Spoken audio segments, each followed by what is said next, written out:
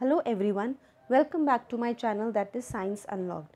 In our previous session we have talked about the concept of mode of autotrophic nutrition. Apart from that we have talked a little bit about the concept of photosynthesis. So let's get into the details of this process of photosynthesis.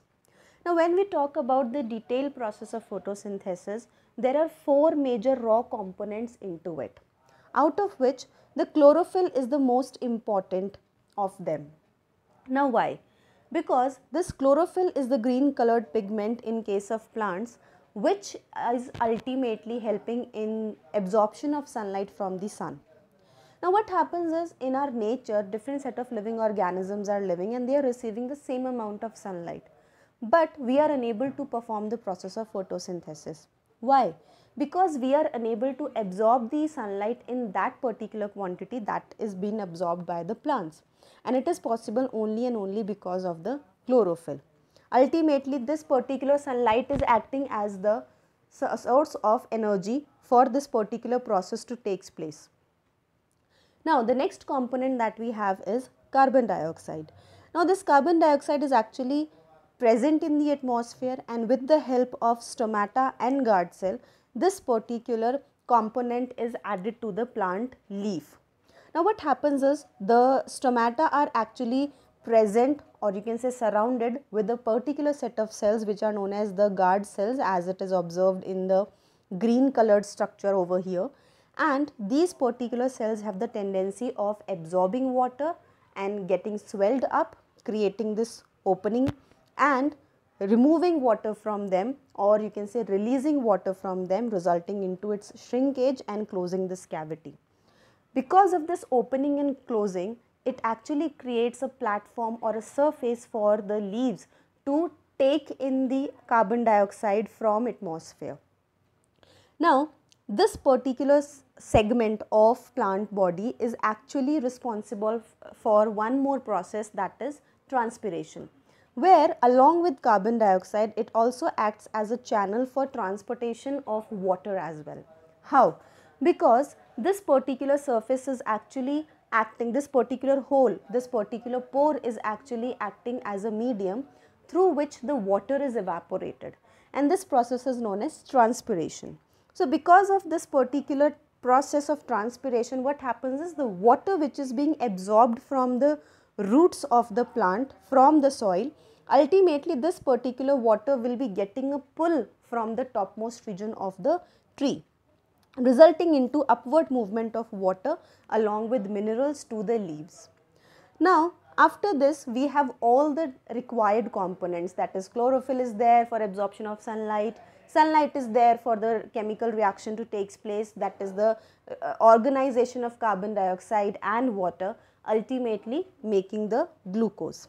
So this is how the process takes place, ultimately resulting in the production of food, that is the glucose, which will going to stay inside the plant body in some or the other form. On the other hand, oxygen is a byproduct which will be released into the atmosphere through these tiny pores, that is stomata. So we can simply say that the stomata have two or three set of, to be more specific, two set in this term, that it helps in the process of transpiration and it helps in the process of exchange of gases. On the other hand, we can split it into three forms, that is transpiration, removal of oxygen and taking in of carbon dioxide. So that is how the whole process is related and takes place.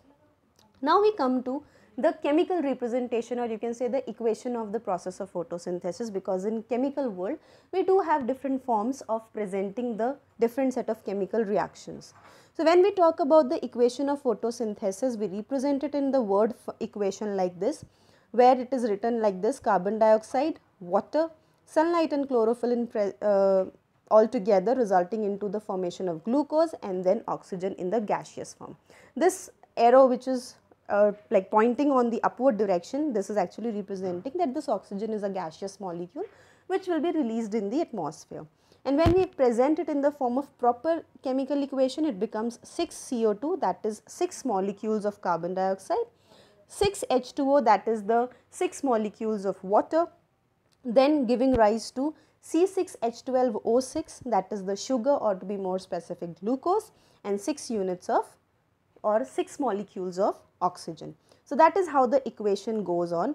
Carbon dioxide plus water gives glucose and oxygen. On the other hand, we can say 6 CO2 plus 6 H2O gives C6H12O6 plus 6 O2. So that is how we pronounce it. So that is one of the way. Now, we have talked about the concept of sugars, that is a form of carbohydrates. There is one more aspect into it, that is about proteins, because for proper development plants also require proteins. But the atmosphere where they are present, or you can say in the normal surrounding, we do have abundance of nitrogen, which is the ultimate source for making of protein. But this particular nitrogen is in the gaseous form and cannot be utilized by the plants. So they require some additional help from the nature, for which they do have some bacteria in the different set of plants, resulting into these processes where this atmospheric nitrogen will be converted to the usable form of nitrogen in the soil. Ultimately, this particular thing will going to help in the process of synthesis of protein inside the plants. Now, one such example of bacteria is Rhizobium, which is most of the time observed in case of leguminous plants. On the other hand, there is one more additional way out where the farmers will going to actually put different set of manures and fertilizers, especially the nitrogen enriched fertilizers, which will going to ultimately help in enriching the soil, so that the nitrogen that is there, that the farmers are adding in the form of fertilizers, can be absorbed along with the water from the soil. So this is how it happens. Now we move to the next part, that is what you all must be thinking about from the very first part where I have said this thing, that in case of plants there is a process where they are going to make the food, and on the other hand there will going to be a process where they will be gathering the food. So this is all about the concept of heterotrophic mode of nutrition in case of plants, where this whole concept is divided into 4 basic processes or phenomena, that is the parasitic mode of heterotrophic nutrition, insectivorous mode of nutrition, saprophytic mode of nutrition, and symbiotic mode of nutrition. Now, as the terms are very unique, some you might be already aware about, but some might be completely new to you.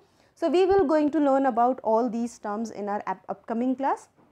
So till then, keep learning and stay safe.